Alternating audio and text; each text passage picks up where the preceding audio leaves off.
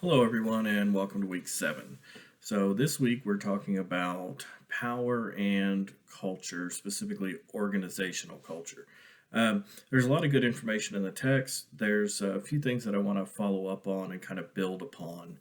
And one of those is a concept that organizational culture isn't really influenced as heavily from the top as we hope it might be as leaders.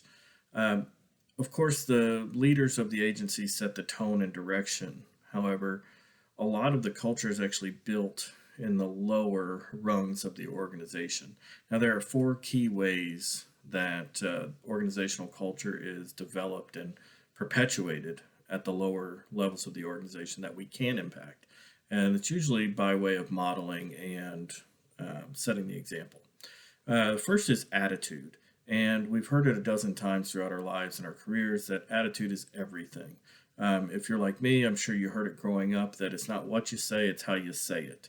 The meaning there is that you could talk to a dog, and if you're whispering to the dog and talking in a baby voice, the dog will think you're being positive to it, regardless of what you're saying. So you could be telling it terrible, awful things, and the dog will think it's just fine because of the tone of your voice. It doesn't understand the message, it just understands the way the message is being conveyed. Similarly, the dog, if you're yelling at it, but you're yelling high praise and you're being very animated in your body motions, the dog's going to be scared even though you're being nice and saying great things about it. Again, the message is overshadowed by the way the message is conveyed. So, attitude works the exact same way. Whether or not we have a positive attitude doesn't matter as much as the way we outwardly project our attitude. So, if we go into work and we have um, horrible, attitude, and we're talking about how everything's awful and we don't seem to be very motivated and we don't want to do much, then that's contagious. So your attitude will spread. It makes it hard for anyone you're around to have a positive attitude. As a leader, we can model this behavior by, even in tough situations, finding a way to be positive about it. So when we're dealing with the public in law enforcement, a lot of times you have to take action against people, such as writing citations or making arrests, that obviously can't be seen as positive, but we can try to be positive in the way we deal with them by demonstrating that we're acting in a fair manner. So even in situations where you can't outwardly be positive to them, if you're fair and showing that you're unbiased in your actions, you can still give that positive attitude feedback. The second way that culture's influenced at the bottom is through appearance. Now, this has a lot to do with the tone that's set at the top.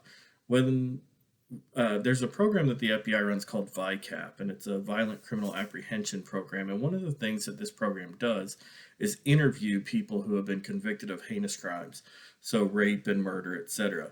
And one of the studies that the FBI did years ago was to interview a bunch of people who had assaulted and killed police officers.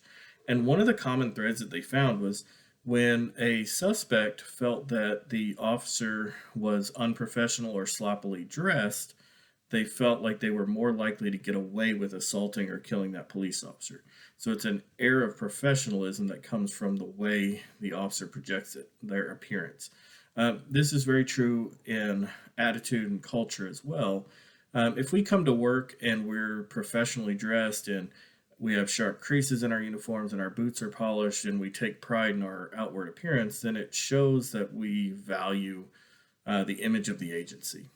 So when we go into the public and the public sees a sharply dressed police officer, they're more likely to treat them with respect and to feel like they're being respected in turn. So what this does for organizational culture is that it spreads that air of belonging and of professionalism. It allows them to be something bigger than themselves. We see this phenomenon in sports as well. Of course, if you look at a football team, everybody has to wear the same uniform. But what you don't see, maybe you don't think about anyway, is that 90 something percent of the fans in the stadium are also wearing that uniform. Well, they certainly don't have to. So why are they wearing a uniform? They're spending their money, they're taking their time to wear a uniform for a team to which they don't belong.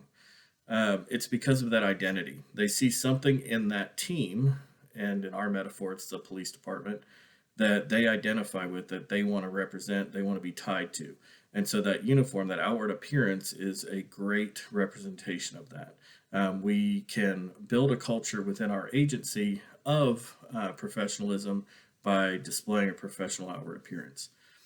Conduct is the next big one. Now, conduct is how we act, it's how we treat other people, and it goes right into professionalism, which is our last topic here in just a moment. But conduct is essentially what we, it's the way we measure our employees.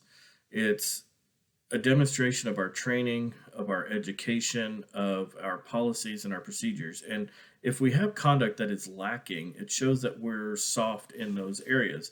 Now, a culture that's positive and healthy will not be soft in key areas like policy and enforcement and standards and measures. So when we have proper conduct within an organization, it shows that the organization values those things and it helps foster that positive organizational culture. Our last topic is professionalism, and this is the way we treat others. Now, this is not just others within our organization, but those to which we interact daily, so outside of the organization. The metaphor I like to use here is like a business.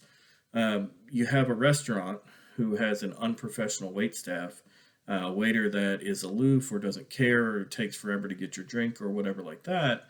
The restaurant will lose business because people will see that once and they won't want to go back. Restaurants combat this by making sure that their wait staff are trained and professional. They monitor them closely to make sure that they are performing well and to the standard that the organization demands. Now, that doesn't mean you have to be a micromanager. That's another chapter.